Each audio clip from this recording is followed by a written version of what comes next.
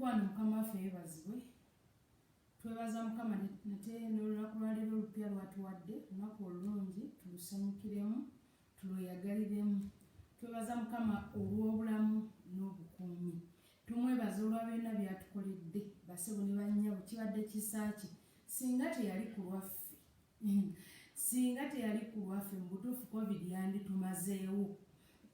Dawudi nga bw'agamba nti singa teyali ku lulwe amataba gandimuwangudde, naye naffe singa teyali ku lwaffe COVID yanditumazeewo, enjala yanditumazeewo, n'endwadde osanga oba oliawo zanditumazeewo. Naye twebaza mukama kubanga tuli balamu. Nebaza mukama ku lw'obulamu bwo, ku lw'obulamu bwange ne famire yange, ne ku lw'obulamu bwo ne famire yo, ne ku lw'emirimu gyo, ne ku lwa byonna bye tukola. Katonda mulungi era mulamu era mwesigwa. Kati njagala kumwebaza olunaku lwa leero lwatuwadde olupya, tulweyagaliremu, tugabane ekigambo kye, emmere yaffe ey'omwoyo, tusobole okuzimbibwa spiritually ate nga ne physically tuzimbibwa. Mukama akumpeera omukisa, Mukama akunjagalire. Kati mbadde nkusaba otaginge mukwano gwo, muyite muwanirize ku page, omugambe nti enjiri yaffe ey'omwoyo etuuse, emmere yaffe ey'omwoyo emmaanu etuuse, ajje tugabane tusosootole budde bulungi bwa lanchi. Kati ajje tugabane mu lanchi eno, mu lanchi awa, ajje tugabane ekigambo kya Katonda. Mukama akumpeera omukisa, Mukama akunjagalire. Kale leka twebaze. Katonda omulamu, Taata omwesigwa, Mukama mu linnya lya Yesu Kristo omwana Katonda omulamu, Taata tukwebaza, tukusinza, tukugulumiza, tukuwa ekitiibwa. Mukama tukwebaza olw'olunaku lwa leero, tukwebaza olw'obulamu, obukuumi, obugabirizi.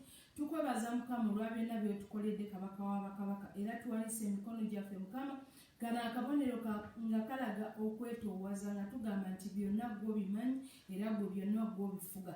Kyetuva twongera okukoowoola Mukama nga tugenda okugabana ekigambo kyo, tusaba Katonda waffe Omwoyo Omutukuvu atulungamye mu byonna bye tugenda okusoma, atulungamye mu byonna bye tugenda okusheyalinga, bituviiremu obulokozi, bituviiremu obulamu, era bituviiremu tuyige Omwoyo Omutukuvu atuyambe okutuyigiriza n'okutumanyisa byonna. Weebale Yesu, weebale Mukama, mu linnya lya Yesu Kristo omwana Katonda omulamu tusabye. Amiina. Amiina. Mukama mulungi, Mukama mwesigwa. Mbadde nkugamba nti taginga mukwano gwo ajoyininge page tusobole okugabana ekigambo kya Katonda. Mukama mulungi, amannya geego bampita Pastor Teddy Naluswa Bujingo okuva mu Word of Salvation Ministries International, tusangibwa ku Bat Valley. Mukama akumpeera omukisa. Nsanyuka bwe ndaba ku message yo, nsanyukira ddala bwe ndaba bwe nsoma message yo. Mukama akumpeera omukisa era akunjagalire. Kale tugenda kugabana ekigambo kya Mukama, tugenda kigabana okuva mu Isaaya essula ya 4, tugenda kugabana olunyiriri olwa 27 n'28.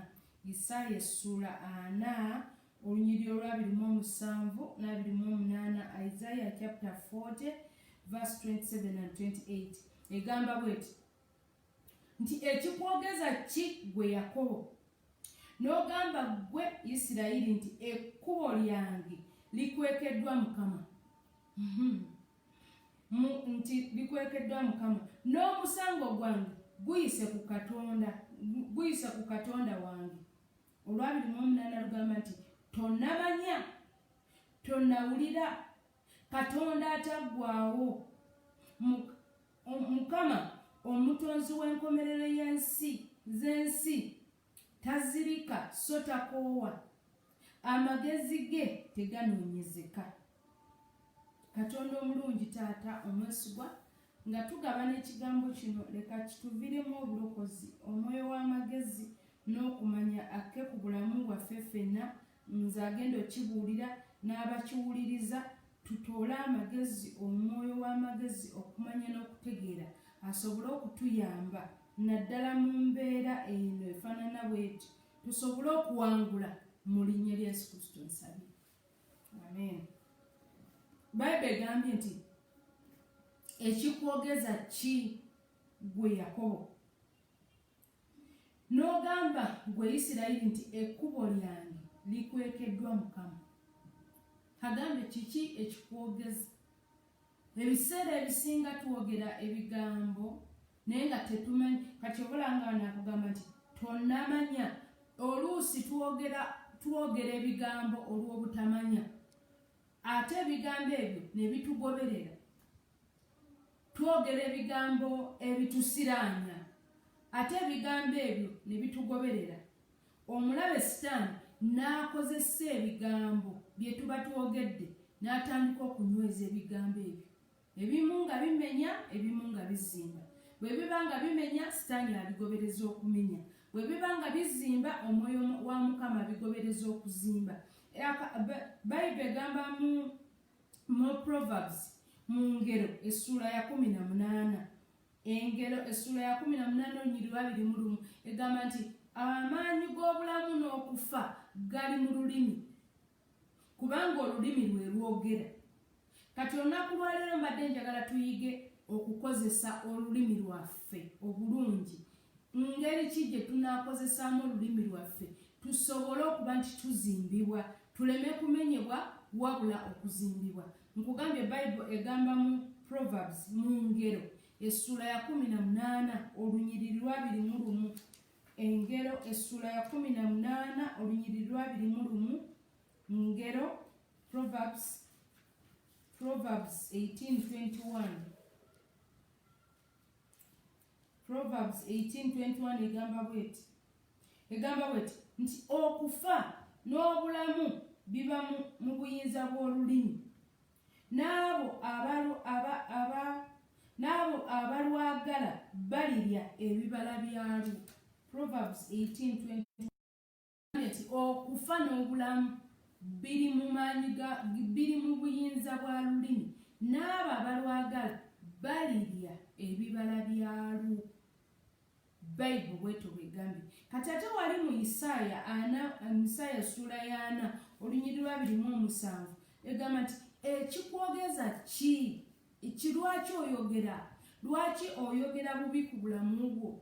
Agambye nti ekikwogeza ki gwe yateekawo erinnya lyo? Agambye ekikwogeza ki gwe Tedi?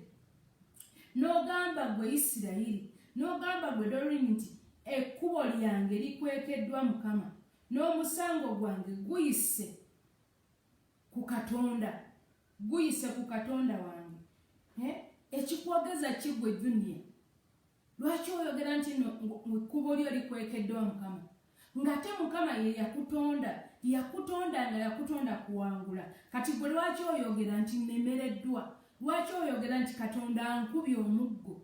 Kiki lwaki oyogera ebigambo ebiri negative? Oba ompulira? Ndi wano ne mutabani wange Junior, kati bwe tukwata enjiri bwe tugibaweereza, kati gwe ngamba ompulira Junior, lwaki oyogera nti ekkubo lyo likwekeddwa Mukama? Kati gwe mpuliriza ali ku layini, kiki okozesa akamwako? Kiki okozesa olulimi lwo okwesiraanya?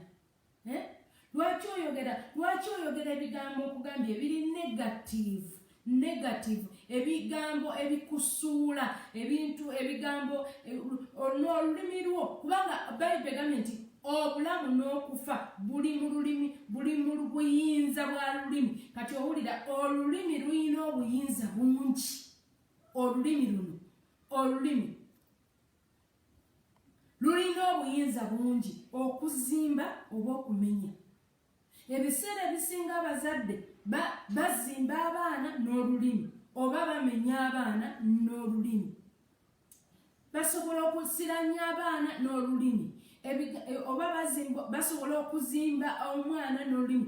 Omwana ne bw'omulaba ng'alaluse, tuula naye, osobola omuzimba n'olulimi lwo. Naye bw'onoolaba ng'alaluse aye n'omwongerezaako ebigambo ebibi, ate gwe ojja kuba kisiraani, ate gwe kubanga tubiwulira. Olwo ng'omumaze agenda agamba ate mama wange anzalira ddala yaŋŋamba ndi kisiraani, taata wange anzalira ddala yaŋŋamba ndi kikolimu, yaŋŋamba ndi kikolimu, simanya ndi bikiki. Kugamba omwana n'agenda ng'awulira ebigambo ebyo, ne bw'aba akula agenda omwana n'ayasa, kubanga it's normal omwana okwasa ekintu. Lwaffe nga twayasanga. Ate ffe Katonda yatuyamba nti ku mulembe gwaffe wetwakulira twakula nga tunywera nga bakozesa gama tezayatikanga wabula yagwanga wansi nebongoka nevaako kalanje ako tebyalinga byakwasa it's normal lwakuba nti naye ati waliwo stage weyina okutuuka n'omanya nti nedda mu stage eno mu myaka gino toyina kukola kino naye omwana ng'akyali muto myaka 5 myaka 6 myaka 7 ayasiza ekikopo n'otandika omwogerera ebigambo era oyo omwana tategeera talina magezi talina ki naye buli lw'obyogerere olwo oba ozimba kubanga olulimi lwo lulimu amaanyi mangi agasobola okuzimba agasobola okumenya kati oba ozimba ekintu ekikyamu ekibi ku bulamu bw'omwana oyo buli byawulira awulira okuva gy'oli awulira kumenyeka awulira omwana nazimbibwako n'entiisa nga buli lwamanya nti mami anaatera okudda atandika okukankana buli lwategeera nti dadi anaatera okudda atandika okukankana atandika okwekweka kubanga akimanyi agenda muvuma agenda muyombesa agenda mukuba agenda kwogera ebigambo kwegamba mwana n'atuuka n'amanya nti ebigambo by'omugamba biri negative ku bulamu bwe tebisaana kubeera ku bulamu bwe naye n'osigala ng'okozesa olulimi lwo n'osigala ng'oyogera ate wanga naawe kennyini osobola okwelemesa omulimu olw'olulimi lwo kati bayibuli egambye nti ekikwogeza ki gwe Yakobo n'ogamba wulira bw'ogamba nti n'ogamba gwe Isirayiri nti ekkubo lyange likwekeddwa Mukama tekisoboka Katonda tasobola kweka kkubo lyo Katonda tasobola kulinyirira mukisa gwo eyakutonda akuwa omukisa yakutonda kuwangula yakutonda kulaba bulungi bwe takutondangako kubanga yagamba nti takutondangako kulemererwa oba yagamba Adamu n'agamba nti mugende muzaale mwale in fact bwe yali atonda Adamu yamutonda ng'amaze okutonda obugagga bwonna obwali mu nnimiro ya Edeni n'amutondera obugagga bwonna oluvannyuma n'amutonda ate oluvannyuma n'amuwa omukyala n'abagamba mugende muzaale mwale kati Katonda takutondangako gwe kubonaabona era toddangamu kwogera byaki ekyo yiga engeri gy'oyogeramu mu Yobu mu kitabo kya Yobu essula ya meka essula ya 22 Yobu essula ya 22 yes tutuuseewo Yobu essula ya 22 olunyiriri luno olwa 28 Job 22:28 Yobu 22:28 egamba bweti nti era onoolangiriranga ekigambo ne kinywera gy'oli owulira amaanyi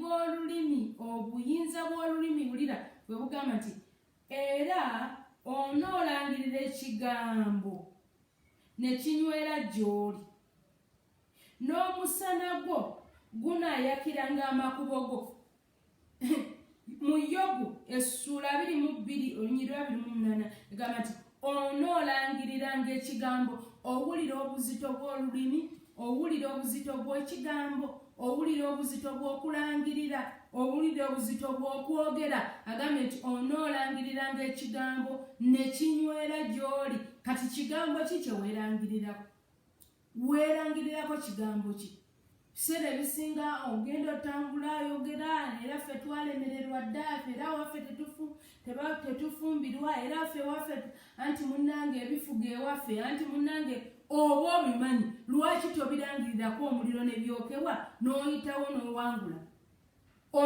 omanye ekifuga ewamu era omanye ekyabasiraani kati bayibuli egambye nti onoolangiriranga ekigambo nakyo kinaanyweranga gy'oli omanye amaanyi n'obuyinza bw'olulimi bw'olina basabo ne bannyabo olina obuyinza mu lulimi olwo okulukozesa obulungi oba okulukozesa obubi.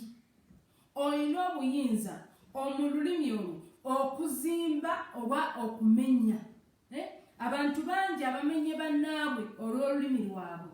Era omuntu bwakusanga asobola okugamba ekigambo, bwakusanga nga toli mugumu nga tonywedde, osobola okumenyeka, osobola okulemererwa, osobola okutambula nga weebuuza lwaki, wayingasaaki mu nsi muno.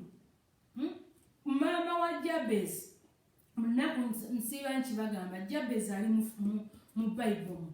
Naye maama we ye yayogera n'agamba nti oli buyinike, kubanga nakuzaala lwa buyinike. Ekyo kyokka just lulimi lwatuuma omwana erinnya, olulimi lwa maama wa Jabezi lwamutuuma erinnya, ng'erinnya liyitegeeza buyinike. Era olw'okuba lyategeeza buyinike, Jabezi yatandika okubonaabona. Jabezi yatandika okubundabunda. Kati ebigambo bye tuwogera yatandika okubonaabona n'okubundabunda. Ogenda okukakana Jabezi ng'atunula alaba byakola tebiraba mukisa, byakola tebiriimu. Jabezi n'agamba naye nedda waliwo ekikyamu. Osanga oba oliawo bino erino erinnya mamange lye yantuuma, bino ebigambo mamange lye yanjogererako nga anzaala, osanga bye binsiraanya. Kati teyategana genda wa maama we. Eggulo nakugambye nti waliwo ebintu byotosobola gamba nti ate kati kaŋŋende, ate kati kamugambe mubuuze lwaki wantuuma lino erinnya, era kakati kyava ku ki lwaki wantuuma. Ebyo ebintu webiti waliwo ebintu byotosobola gamba nti no oddayo kubuuza oba ogenda kukyankalana oba kutabuka. Wabula gwe kyokola ogenda mu maaso ga Mukama. Yo gundi Jabezi yagenda mu maaso ga Mukama n'amugamba, Mukama obuyinike bundi bubi, nkooye obutalaba mukisa, nkooye okukolerera loosi, nkooye okulaba nti no ebintu byonna binneetoolodde, ebisiraani n'ebikoligo binneetoolodde, mbikooye. N'amugamba, Mukama nze mbikooye ebintu bino bye mbadde ndaba, nkusaba onkyusize. Bayibuli egamba nti Jabezi n'aba n'ekitiibwa okukira baganda be. Jabezi n'aba n'ekitiibwa okukira baganda be. Mu byomumirembe tugisome, ebyomumirembe essula First Chronicles, ebyomumirembe ekisooka essula ya 4. Tutandikire wano ku lunyiriri olw'omwenda n'olw'ekkumi. First Chronicles chapter 4 okutandikira wano ku lw'omwenda n'olw'ekkumi egamba bweti nti Jabezi n'aba n'ekitiibwa okukira baganda be. Nnyina n'amutuuma erinnya lye Jabezi ng'ayogera nti kubanga namuzaala lwa buyinike. Wulira maama we yamugamba, yamutuuma erinnya Jabezi nga litegeeza buyinike. Era kyewuunyisa kubanga si nze kakyanga mbeerawo siwulirangako omuntu gwe bayita Jabezi, kubanga erinnya Jabezi litegeeza buyinike. Siriwulirangako. Weewuunya abantu batuuma amannya. Olaba mu sizoni eno waliwo abazadde abaana ne babayita COVID. Babayiteko, waliwo abalongo benalaba ku Facebook nga omu bamuyita COVID, omulala bamuyita corona mu sizoni eno. Naye weewuunye sirabangako muntu yenna akeera ku makya n'azaala mwana n'amutuuma Jabezi, kubanga Jabezi litegeeza buyinike. Era totuumanga omwana wo Jabezi, kitegeeza buyinike. Era ono omusajja Jabezi bwe baali mutuuma bwe yalabanga ebintu tebitambula bulungi, ng'alaba buli kimu kizibu, n'agenda mu maaso ga Mukama. Teyaddayo wa maama we yamutuuma linnya. Maama w'obulumi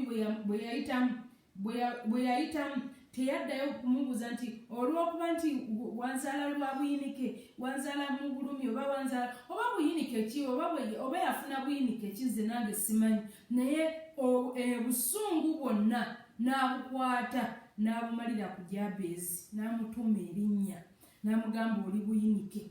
Kitegeeza ogenda kubonaabona, ogenda kulaba ennaku mu nsi muno, ogenda kutambula ng'ozunga. Abantu bangi balina ebigambo basebo ne bannyabo, omuntu asobola okugamba simanyi ogenda kuzunga ogenda kutambula ng'ozunga ate ebyo ebigambo era bakugamba ng'ekigambo kyonna kubanga amaanyi g'okufa n'obulamu gali mu lulimi bakugambe ng'ekigambo bwe kiba nga kibi kisazeemu kigambe nti nze ekyo nkisazzaamu mu linnya lya Yesu Kristo omwana Katonda omulamu bwe kiba nga kirungi kinyweze era weegenderezanga nnyo omuntu akusabira essaala kijja akusabira Sala kijja kusabira owulirizanga essala gye bakusabira bwebanga mbi gisazeemu bwebanga nungi ginyweze ukitegeera kyegamba kati Jabezi wuuno asazaamu essaala asazaamu ekigambo kino maama we kye yamugamba asaba Katonda ng'amugamba Mukama asazaamu ekigambo kino maama kye yaŋŋamba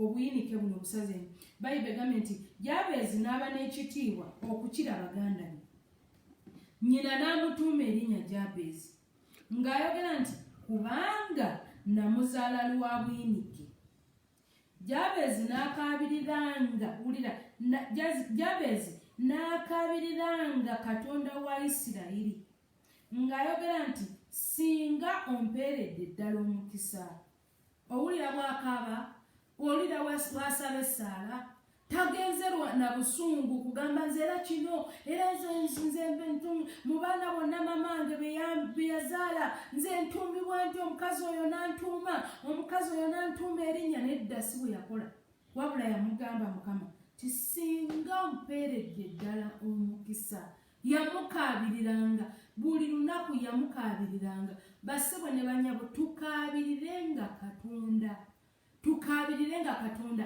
ewammwe ne bwe wabanga wafaanana watya ewammwe ne bwe wabanga wabi watya ne bwe wabanga baakuzaalira wa nga wabi watya kaabiriranga Katonda embeera yeetuuke kaabiriranga Katonda gwe abaana abaabo b'ozaala baleme kubeera bwe batyo kaabiriranga Katonda gwe amasomero ge wasomeramu abaana bo baleme kusomeramu ago amasomero ge wasomeramu osanga wandibadde ogenda wala naye waliko ebigambo ebikulimitinga waliko ebigambo waliko ennimi ezikulimitinga okugenda mu maaso kati gwe ababo tobalimitinga balangirireko newankubadde ng'olaba tewali gamba gwe omwana gwe ojja kuba w'amaanyi ojja kuba muwanguzi oli muwanguzi ogenda kuba mukankanyansi ogenda kutambula amawanga ogenda kubeera professional mu mawanga gogenda okutambula togenda kuba kyeyo togenda genda buwalabu kuba kyeyo ogenda kuba w'amaanyi abaana bo balangirireko ebigambo ebirungi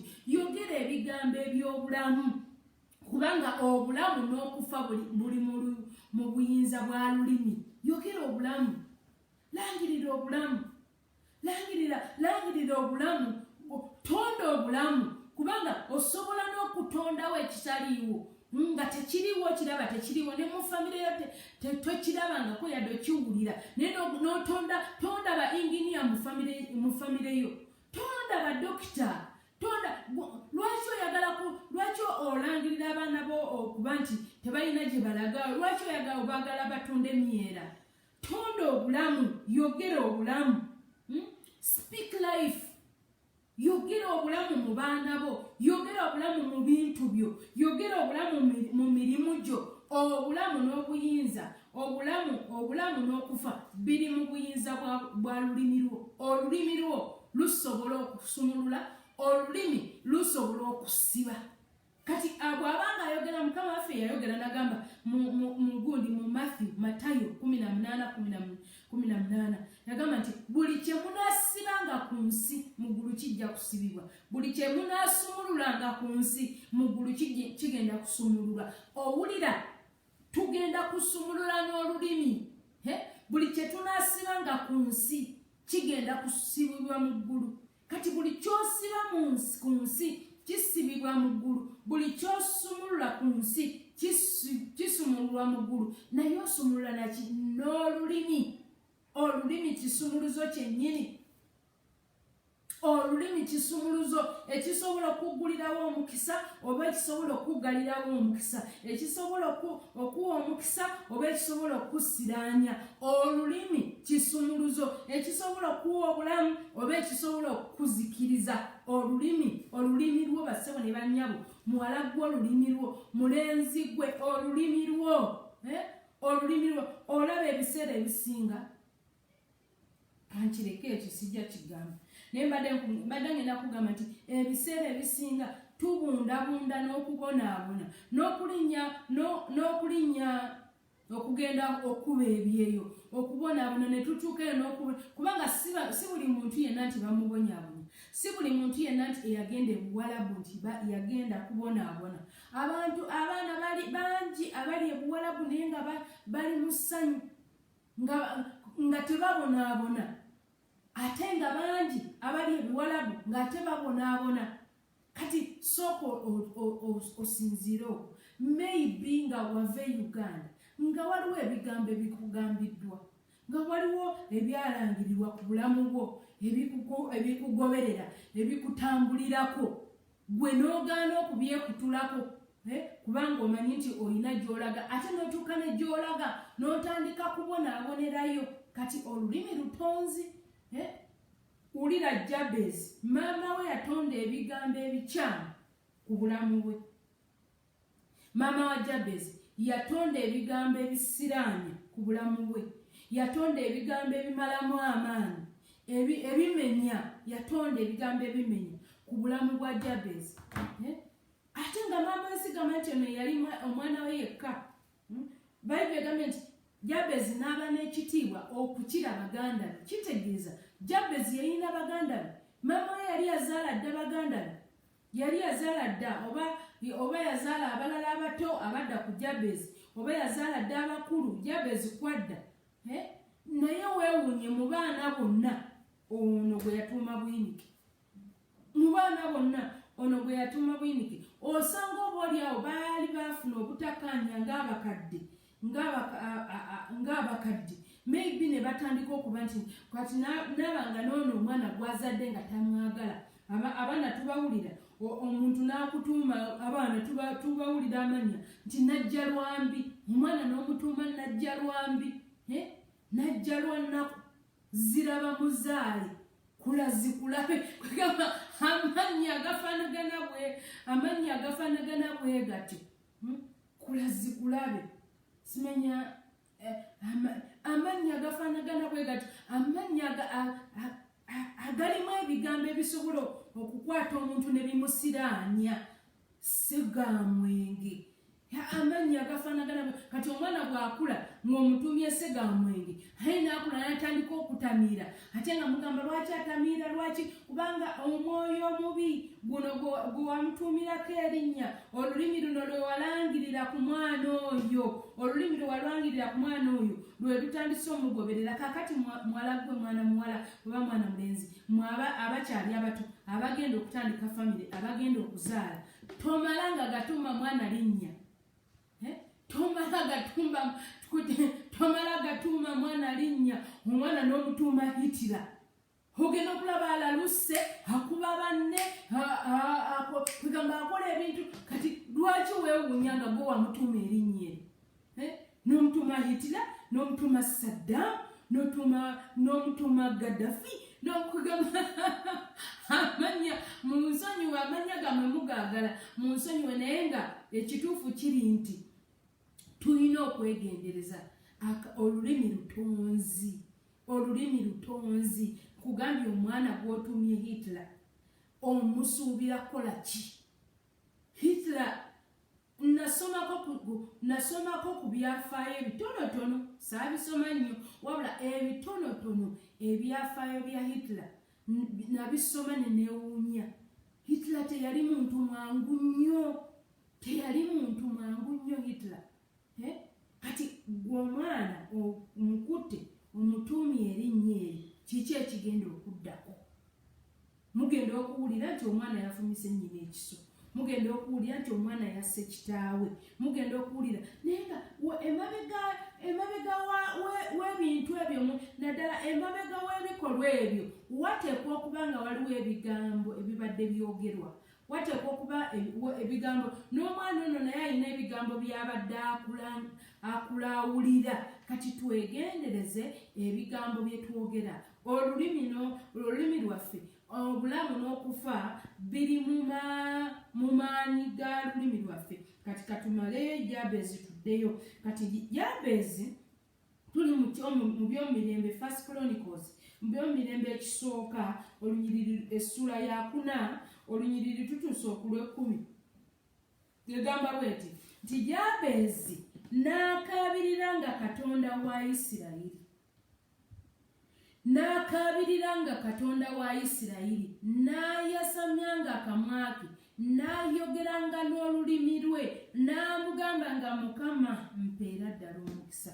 Wulira bwe yamugamba n'ayogera nti singa ompeeredde ddala omukisa n'ogaziya ensalo zange buli lunaku tusaba Mukama enlarge our territories era bw'obanga osaba Mukama mugamba agaziye essala ya Jabezi eri so effective yakola mu bulamu bwa Jabezi. Katonda tayagala mubuulira ate Mukama ojjukira mama wange n'anzaala kati lwaki yaŋŋamba nti ndi buyinike lwaki yayogera nti ndi buyinike kale bannange omukazi oyo si mwangu kale nedda Katonda ebyo si byayagala. Katonda mubuulire ebyensonga. Ayogera mu Isaiah 41:21 Isaiah 41:21 Isaiah 40:21 egamba nti muleete ensonga zammwe ez'amaanyi muleete ensonga zammwe ez'amaanyi. Katonda bw'atyo bw'ayogera. Kakati gwe bw'otuuka mu maaso ga Katonda aye n'otandika ate nze mu baganda bange ne bampalana Mukama nze lwaki baganda bange bampalana eyo nsonga y'amaanyi bakuwalana kubanga oli successful eyo si ensonga. Katonda mulage ensonga mubuulire mugambe Mukama njagala gula poloti eri eyawali mu koona kubanga kati olaba Mukama bwe ngiteekako ekizimbe awo nkankubulire amaduuka wansi waggulu nsobola okuteekako offices. Mubuulire ensonga ez'amaanyi okusinga okumuleetera obusonga obutaliimu ebitaliimu kati ebyo ebitaliimu owoza Mukama tampulira era nze Mukama tampulira takuwulira biki by'omugambye biki by'omugambye omugambi era nze Mukama olaba muganda wange ampalana bandoga tebanjagala kubanga olwakino kubanga tebanjagala ebyo Katonda tagenda kubiwuliriza. Waliwo Katonda by'atawulira nga bimumalira bumalizi budde. Katonda ayagala oleete ensonga ez'amaanyi ayagala oyogere obulimi ayagala oyogere obulamu n'olulimi lwo ayagala oyogere obulamu n'olulimi lwo ayagala oyogere ebigambo ebizimba si ebimenya. Kati noddaawo n'owaana era nze bandoga era nze Mukama olaba bandoga aliva ddi mu bulamu bwo aliva ddi mu bwongo bwo. Ebiseera ebisinga waliwo ebintu ebitusiba omuntu n'awoza bandoga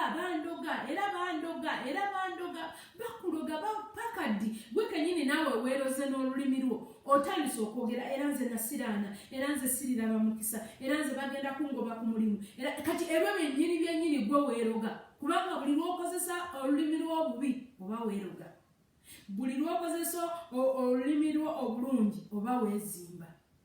Kati amaanyi n'okufa biri mu lulimi lwo biri mu maanyi ga lulimi lwo. Kati ndowooza okitegedde olunaku lwaleero nti olulimi lwo lulina amaanyi lusobola okulangirira obulamu lusobola okulangirira okufa. Jabezi yajja mu maaso ga Katonda n'atandika okulangirira bye by'ayagala. Yobu tumusomye mu Yobu essula eya 28 essula eya 22 olunyiriri olwa 28 lugambye nti era munaalangirira ekigambo nakyo kinaanyweranga gye muli n'omusana ogwaki agambye nti era n'omusana ogwaki mu Yobu. Ennaku zino obudde budduka. Yobu essula ya 22 wulira Yobu essula ya 22 agambye nti 22:28 ti era onoolangiriranga tagambye nti muna agamba onoolangiriranga ekigambo gwe ng'omuntu omu ekikane bwe kibanga kyasiraana kyonna gwe vaayo olangirire. Bo banaaba baagala bajja kulabira ku ggwe olw'ebyo by'olangiridde ku bulamu bwo. Kati agambye nti era onoolangirira ekigambo ne kinywera gy'oli, n'omusana gunaayakiranga amakubo go. Olw'okuba olangiridde ekigambo eky'obutuukirivu oba eky'okukulaakulana ne kinywera gy'oli, omusana gunaayakiranga amakubo go. Yesu gwe musana gw'ensi.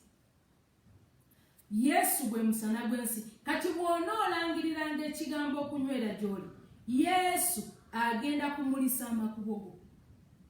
Yesu agenda kwerula ekkubo lyo, kubanga Yesu gwe musana gw'ensi. Okitegeera?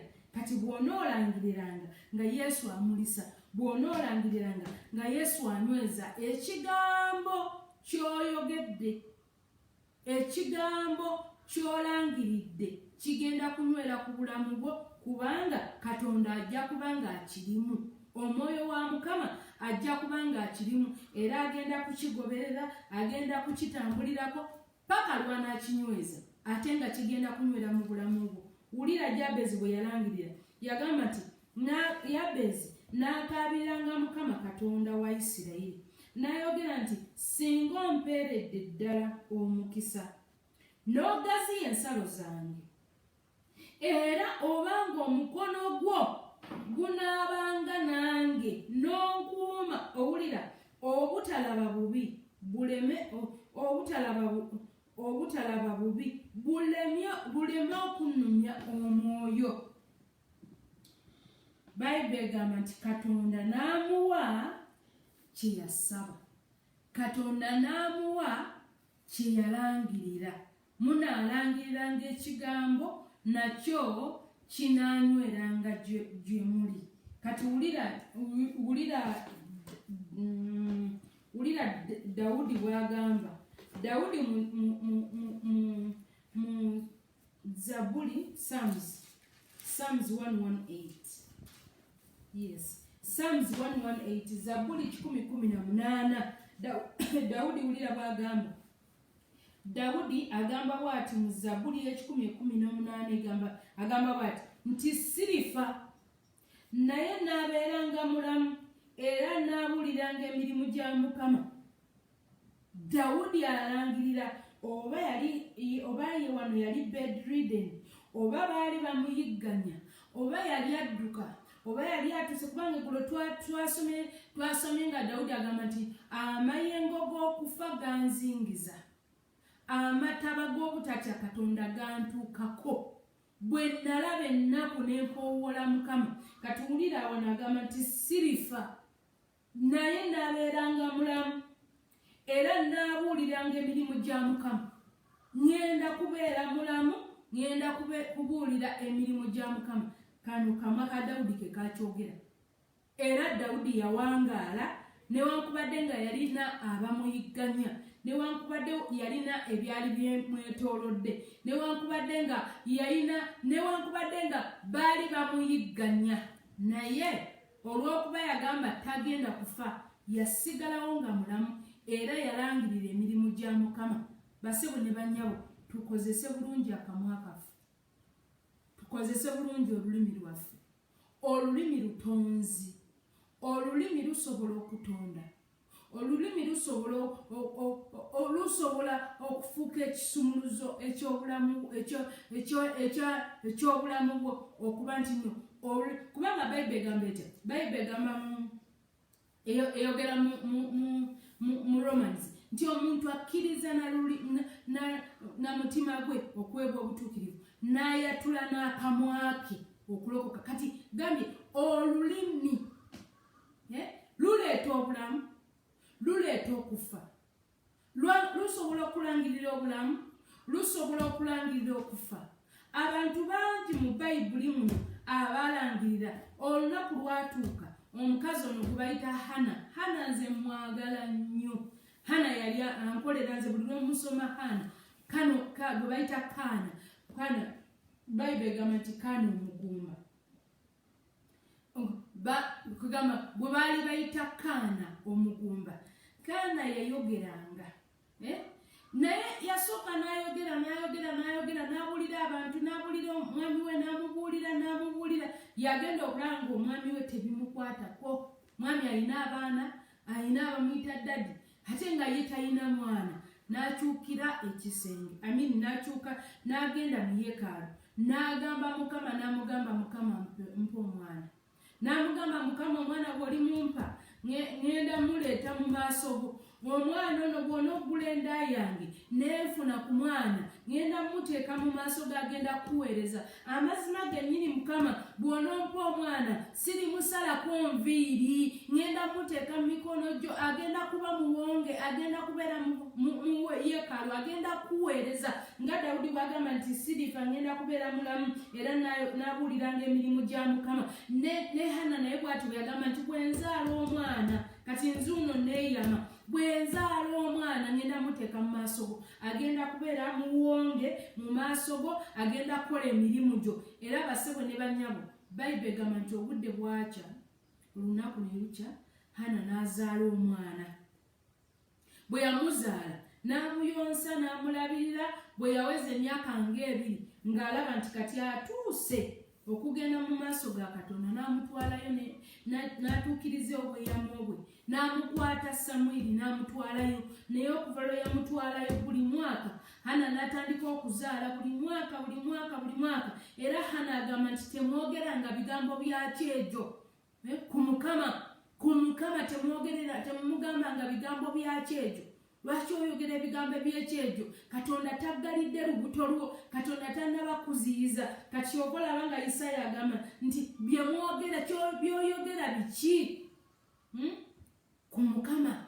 N'oyogera nti ekkubo lyange lizibiddwa Mukama, n'oyogera nti Katonda ze yansiraanya, ng'ate yakutonda owangule mukwano gwange ampuliriza ndaba. Katonda waffe yatutonda tuwangule, kubanga yamanya nti mu nsi muno, era Yesu yagamba nti mu nsi muno mulimu ennaku nnyingi, naye nze mpangudde. Mwana wa Mukama, ogenda kuwangula. Ekibadde kikwogeza nti n'osiraani lwakuba obadde tonnaba kutegeera mazima, naye olwaleero otegedde nti obulamu n'okufa biri mu buyinza bwa lulimi lwo. Era olulimi lwo okuva neleero mbadde nkusaba olukozese bulungi. Kozesa bulungi olulimi lwo. Olulimi lusobola okuleeta emikwano egizimba, olulimi lusobola okuleeta emikwano egitazimba. Olulimi lwamu akafaananyi era abanywa olulimi lw'abayaga era lusikiriza bayaga. Olulimi lw'abayaaye era lusikiriza bayaaye banne baalwo. Naye olulimi olwogera amagezi lugenda era lugenda ku attractinga abalina amagezi bajje gy'oli. Olulimi olwogera ebigambo eby'amagezi lugenda ku attractinga abalina amagezi, kubanga olulimi luzimba, olulimi lutta, olulimi lwonoona. Olulimi bw'onooyogera ebigambo ebirimu amagezi lugenda ku attractinga abantu abalimu ab'amagezi, aboogera eby'amagezi. Ate lugenda kugoba abantu abatakuzimba, oba lugenda kugobako abantu abatalina pulaani. Olulimi lwo lujja kugobako abantu abatalina pulaani. Olulimi lwo lugenda kuleetera emikwano egikuzimba, oba olulimi lwo lujja kuleetera emikwano egikumenya. Kakati kozesa bulungi olulimi lwo. Kozesa bulungi olulimi lwo. Olulimi lwo bw'onoolukozesa obulungi lugenda kuwanulira omukisa okuva mu ggulu. Ate bw'onoolukozesa obubi lugenda kuwanulira ekikolimo oba okussiraana okuva mu geyeena oba okuva ewa Sitaani. Olulimi lwo, olulimi lukulu, lumenya, luzimba. Kugambye onoolangiriranga ekigambo nakyo kinaanyweranga. Yesu yagamba mu Matthew 18:18 yagamba nti bwe munaalangiriranga ekigambo ku nsi nakyo kinaanywezebwanga mu ggulu. tusomeyo Matayo 18:18. Matayo 18:18 yagamba bw'ati. Matayo 18 olunyiriri lwa 18.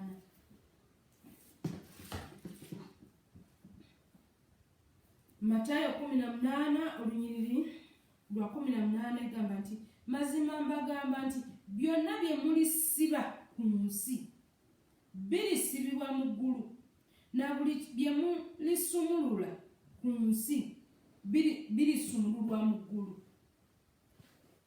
Owulira, byonna bye mulisiba ku nsi birisibwa mu ggulu, naye byonna by'osumulula ku nsi bigenda kusumululwa mu ggulu. Kati sumululanga obulamu n'olulimi lwo, sumululanga omukisa, keeranga ku makya ogambe Mukama nkwebaza olw'olunaku lwaleero.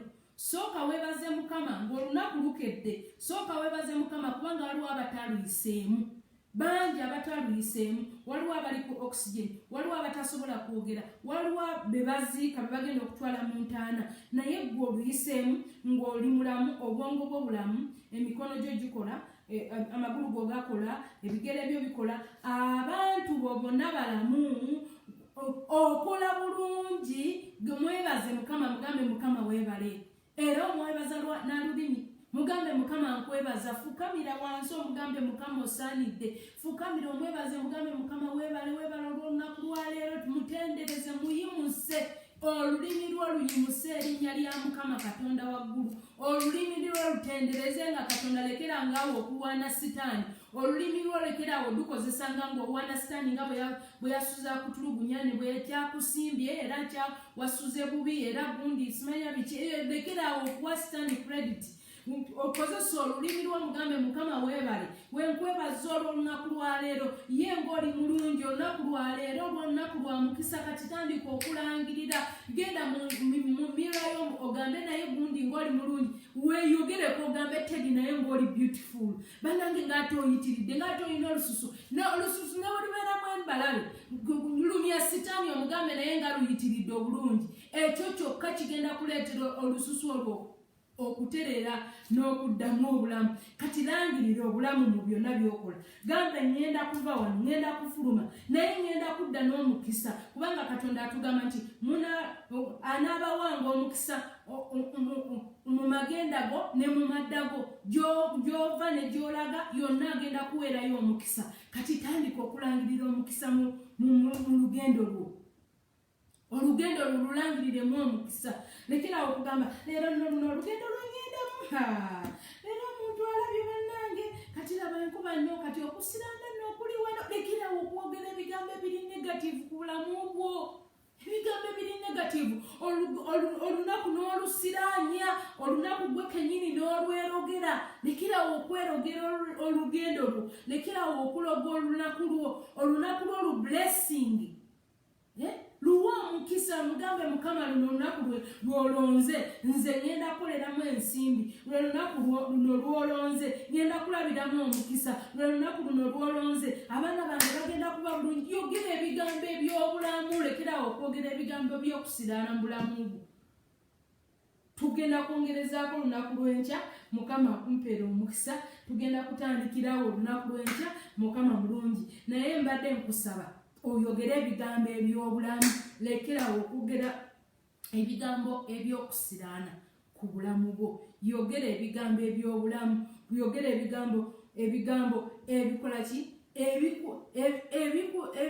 ebikutwala mu maaso. Lekerawo okwogera ebigambo ebikuza emabega. Tugenda kutandikirawo olunaku lw'enkya, Mukama akumpeera omukisa. Kale bw'obanga oyagala kulokoka, mbadde nkusaba oteeke omukono guno ogumu guno ogwa kkono guteeke mu kifuba kyo, omulala ogwa ddyo guteeke waggulu. Oyogere ebigambo bino, gamba Ayi Yesu wange, nkwebaziza olw'ekigambo kye mpulidde. Mukama mbadde neesiraanya naye nga simanyi, naye olunaku lwaleero nsazeewo nga neegaanira ddala Sitaani n'ebikolwa bye byonna. Nsazeewo okulokoka era njatula n'akamwa kange nti ndokose. Nkuwadde omutima gwange oteekemu obutuukirivu era njatula n'akamwa kange nti ndokose. Yesu wange beera mulokozi wange, era nkusaba amannya gange ogasiimule mu bitabo by'abagenda mu Giyena, ogateeke mu kitabo ky'obulamu, era ku lunaku luli ng'oyita abalonde bo nga nange mwendi. Weebale Mukama, weebale Yesu, amiina. Kale mbadde nkusaba bw'obanga oyatudde ebigambo ebyo, teeka emikono gyo mu bbanga. Katonda omulamu, Taata omwesigwa, mu linnya lya Yesu Kristo omwana wa Katonda omulamu, Taata nkwebaza olw'abaana bo bano ab'obuwala n'ab'obulenzi. Weebale Mukama Kitange Taata olw'ekisa ky'otuwadde ffe okuddamu ne twatula erinnya lyo. Taata nkusaba Katonda waffe oyongere okunyweza abaana bo, yongere otunyweza Katonda waffe, bakuume Mukama, nyweze ebigere byabwe, nyweza obulamu bwabwe Katonda waffe, nyweza ennimi zaffe Mukama, tusobole okulangiriranga ebigambo ebituzimba, tusobole okulangiriranga ebigambo ebitutwala mu maaso, mu linnya lya Yesu Kristo omwana wa Katonda omulamu, era Kabaka w'abakabaka, Omwoyo omutukuvu, Omwoyo wa Mukama, leka atuluŋŋamyenga, twogere ebigambo ebirungi ku baana baffe, ebigambo ebirungi ku maka gaffe, ebigambo ebirungi ku famirizi zaffe, ebigambo ebirungi mu magenda gaffe, ebigambo ebirungi ku bulamu bwaffe, mu linnya lya Yesu Kristo omwana wa Katonda omulamu. Taata tuyambe era tukolere ebyekisa. Weebale Yesu, weebale Mukama, mu linnya lya Yesu Kristo tusabye, amiina, amiina. Kale bw'obanga tetusobola kuva mu maaso ga Mukama nga tetulangiridde, Bayibuli egambye nti tunaalangiriranga ekigambo nakyo kinaanyweranga gye tuli. Kati olunaku lwali njagala olangirire, njagala owanike emikono gyo olangirire ebigambo ebirungi ku bulamu bwo, olangirire ebigambo ebirungi mu nnyumba yo, olangirire ebigambo ebirungi mu bufumbo bwo, olangirire ebigambo ebirungi ku baana bo mu famire yo olunaku lwa leero. Katonda omulungi, Taata omwesigwa Mukama, mu linnya lya Yesu Kristo omwana wa Katonda omulamu, Taata tuwanise emikono gyaffe, tusaba osaasire era osonyiwe wonna we tubadde twogera obubi, tubadde twogera ebigambo ebyokusiraana, tubadde twogera ebigambo ebyokudda emabega, naye byonna tubyenenyeza, ne bye twayogera ku baana baffe, ne bye twayogera ku bantu baffe, ne bye twayogera mu bulamu bwaffe, nga byonna bibi ku mirimu gyaffe, nga byonna bibi nga tebitutwala mu maaso. Katonda waffe tubyenenyeza, kati tulangirira ebigambo ebirungi, tulangirira omukisa mu bulamu bwaffe, tulangirira omukisa mu byonna bye tukola, tulangirira omukisa mu makubo gaffe, tulangirira omukisa mu mayumba gaffe, tulangirira omukisa mu baana baffe, tulangirira omukisa mu misomo gyabwe, tulangirira omukisa mu future zaabwe, mu linnya lya Yesu Kristo omwana wa Katonda omulamu. Gundi langirira omukisa, langirira ogenda mu maaso, langirira okulaba omukisa, langirira diguri mu nnyumba yo, mu linnya lya Yesu Kristo omwana wa Katonda omulamu. Oyinza okuba nga olina omwana abadde asoma obubi, oyinza okuba nga omwana oyo abadde asemba, naye mulangirireko okulaba obulungi bwa Mukama, mulangirireko okuleeta diguri ey'amaanyi, first class diguri mu nnyumba yo, mu linnya lya Yesu Kristo omwana wa Katonda omulamu. Tulangirira obulungi bwa Mukama, tulangirira ekisa kya Mukama, tulangirira okulaba obulungi bwo, tulangirira okulaba omukisa, tulangirira enzigi enzigule, tulangirira obulamu, mu linnya lya Yesu Kristo omwana wa Katonda omulamu. Tuli b'amaanyi mu linnya lya Yesu. Langirira ebigambo ebirungi, langirira ebigambo ebiri positive ku bulamu bwo, langirira ebigambo ebiri positive ku bulamu bw'abaana bo, mu linnya lya Yesu Kristo omwana wa Katonda omulamu. Langirira mu linnya lya Yesu Kristo omwana wa Katonda omulamu nga sizoni eno eya COVID ewedde, ogenda olaba omukisa, ogenda otoola omulimu gwo, gye wateeka application bakuyite, gye wateeka application bakubira essimu ng'ofunye omulimu. Langirira muwala gwe kyogenda kuva e Dubai n'obuwanguzi, ogenda okuva mu Oman n'obuwanguzi. Langirira sikuulira bw'olangirira, mugambe ngenda kuva mulenzi gwe. Langirira okulaba obulungi bwa Mukama, langirira feva ku bulamu bwo, langirira ebirungi, langirira ebigambo ebirungi, munaalangiriranga ekigambo nakyo kinanywezebwanga Bible wetu bwegambye ayogedde mu Yobu chapter 22 verse 28 agambye munaalangiriranga ekigambo kati nawe langirira okulaba obulungi bwa Mukama, langirira protection, langirira obukuumi bwa Mukama, langirira provision mu linnya lya Yesu Kristo omwana Katonda omulamu. Tulangirira protection Mukama, tulangirira provision mu linnya lya Yesu Kristo omwana Katonda omulamu. Tulangirira financial breakthrough, tulangirira financial stability, tulangirira okuwonyezebwa, tulangirira promotion, tulangirira kusala increment, tulangirira okulaba obulungi bwa Mukama, tulangirira obulamu obulungi, obulamu obutalimu madagala, obulamu obuli free nga tebulimu ndwadde mu linnya lya Yesu Kristo omwana Katonda omulamu. Langirira omukisa gwa Mukama ogutalina buyinike, muwala gwali e Dubai, muwala gwali mu Oman, mulenzi gwali e Dubai, mulenzi gwali mu Oman, omuntu yenna ali mu Saudi Arabia, ali mu Nairobi, ali mu South Africa, ali mu Sweden, ali mu Australia, ali mu Amsterdam, ali e Japan, ali mu Iraq, ali mu Iran, ali mu Abu Dhabi, ali mu Qatar, ali mu UK, ali mu Canada, ali mu South Korea, ali mu Jordan, ali mu USA. Langirira okulaba obulungi bwa Mukama, ali mu yonna gy'oli langirira okulaba obulungi bwa Mukama, langirira okulaba obulungi bwa Mukama. Ali mu TZ, ali mu Rwanda, langirira okulaba obulungi bwa Mukama. Ali Congo, langirira okulaba obulungi bwa Katonda. Ali mu South Sudani, langirira okulaba obulungi bwa Katonda. Yogera obulungi bwa Katonda, yogera ebigambo ebirungi. Mwali e Canada, yogera ebigambo ebirungi. Weyogereko ebigambo ebirungi, abaana bo bogereko ebigambo ebirungi mu linnya lya Yesu Kristo omwana Katonda omulamu.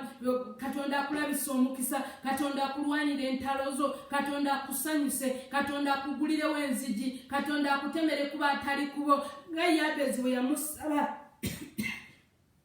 n'amugamba Mukama agaziya ensalo zange. Katonda agaziya ensalo zo, Katonda agaziya ensalo zo mukyala gwe, Katonda agaziya ensalo zo mulenzi gwe mu linnya lya Yesu Kristo omwana Katonda omulamu. Katonda akutemere kuba atali kubo, akwambaze favor mu babosi bo mu linnya lya Yesu Kristo omwana Katonda omulamu. Katonda akupangire, Katonda akutemere kubo, olabe ebirungi mu makubo go, olabe essanyu mu makubo go, olabe essanyu mu bulamu bwo. Katonda akukwasa ebirungi. Webale Yesu omulungi, webale Kabaka w'abakabaka. Era tusazaamu ennimi embi, tusazaamu ennimi z'abalogo, tusazaamu ennimi z'abasezi abaagala otusiraanya, ababadde bakusiranya muwala gwe, ababadde bakusiranya mulenzi gwe, nga bakusabira ebigambo ebibi, nga balaamiriza, nga boogera ebigambo ebibi ku bulamu bwo. Tubisazaamu mu linnya lya Yesu Kristo omwana Katonda omulamu.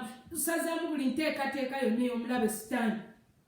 Tusazaamu ebigambo ebibi byonna bye bakugamba ng'okula, bye bakugambira ku mirimu, omulogo bye yakulangirirako, bye yalangirira ku nviiri zo ng'akuloga, bye yalangirira ku njala zo ng'akuloga, bye yakubbako engoye zo n'agenda n'alaamiriza ng'ayagala kusiraanya, ng'eyakwata mu ngalo ng'ayagala kusiraanya. Ebyo byonna tubiragira bife, tubyokya omuliro mu linnya lya Yesu Kristo omwana Katonda omulamu. Na buli nteeka yonna embi tugisazaamu mu linnya lya Yesu. Byonna bye baayogera ku baana bo, bye baayogera ku baana bo, abaana bo boogera amannya, bye baayogera ku Miracle, bye baayogera ku Jennifer, bye baayogera ku Junior, bye baayogera ku Doreen, bye baayogera ku Jenny, ku Winnie, bye baayogera bonna abaana boogera amannya, bye baayogera ku Joy, bye baayogera ku Jovi, byonna bonna boogera amannya, bye baayogera ku baana baffe nga baagala basiraanya. Byonna mbiragira bife mu linnya lya Yesu Kristo omwana Katonda omulamu. Mbalangirirako abaana baffe, mbalangirirako okulaba obulungi bwa Mukama. Bagenda kusoma, bagenda kubeera aba professionals mu linnya lya Yesu Kristo omwana Katonda omulamu.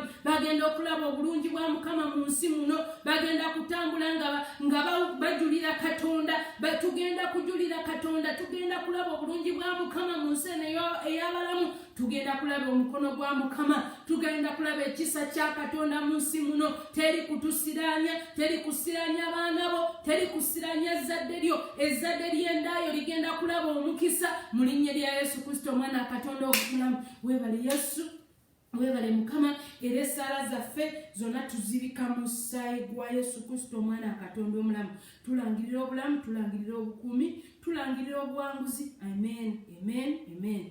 Ekisa kya mukama waffe Yesu Kristo n'okwagala kwayi Katonda n'akusa ekyomoka omwoyo omutukuvu bibeere naffe ffenna n'eri abooluganda bonna emirembe egitaggwaawo.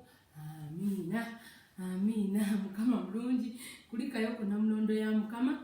Mukama mwesigwa, asigala awulira, asigala akola, olulimi lutonzi era byonna by'oyogedde bigenda kutondebwa. Bw'oba oyogedde byakusiraana by'ojja okulaba mu makubo go, naye bw'oba ng'oyogedde bya mukisa, omukisa gwonna gw'oyogedde, gwonna gw'olangiridde gugenda kutuukirira mu makubo go, era nsaba gutuukirire mu linnya lya Yesu Kristo omwana wa Katonda omulamu. Weebale Yesu, weebale Mukama. Amen. Kale amannya ge gonsigadde Bampa Pastor Teddy Nanswa Bujingo nga nviira mu Word of Salvation Ministries International. Babatumidde, babaagala era babasabira, bagamba nti mwebale kusigala nga muyimiridde. Era njagala nakwebaza bonna abayimiridde ne Word of Salvation okusobola okuba nti tusobola okuba nti enjiri twongere mu maaso okuba nti tugibuulira, kubanga si kyangu, kiri expensive, naye Katonda abakozesezza okusobola okuba nti tusigaledde tuyimiridde era nga tubuulira ekigambo kya Mukama. Mukama akumpeera omukisa, Mukama akunjagalire. Programu yaffe era ogimanyi tubeera ne lunch hours Monday to Friday, tutandika saawa 6 paka 8.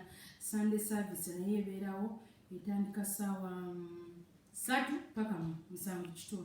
Tuba tumaze 7:30 tuba tumaliriza.